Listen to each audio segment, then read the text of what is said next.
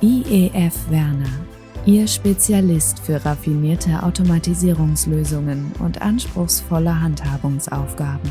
In diesem Video zeigen wir die Referenzierung unseres Schwenkarm-Moduls Rotary-Arm. Achtung! Dieses Video ersetzt nicht die Betriebsanleitung. Warnung! Es besteht Quetschgefahr durch Drehbewegungen der Komponenten.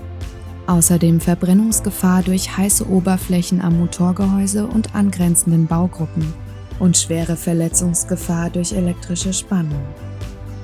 Das Schwenkarm-Modul Rotary-Arm ist in Verbindung mit Lineareinheiten ein Pick-and-Place-System für alle Aufgaben, die eine schnelle und präzise Automatisierungslösung erfordern. Die Referenzierung dient der Einrichtung des Antriebs für nachfolgende Positionieraufgaben. Mit einer Ausrichtlehre kann die Referenzierung des Schwenkarms durchgeführt werden. Befestigen Sie diese passgenau mit je 2 Zylinderstiften und Schrauben am Gehäuse des Schwenkarmmoduls. Fahren bzw. drehen Sie jetzt den Schwenkarm vorsichtig, bis dieser die Referenzfläche der Ausrichtlehre berührt.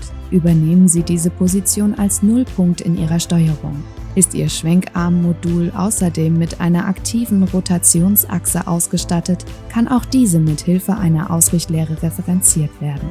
Befestigen Sie die Lehre mit 4 Zylinderschrauben an der Adapterplatte für die Greiferdrehung. Durch die beiden bereits vorhandenen Stifte erhalten Sie eine passgenaue Verbindung.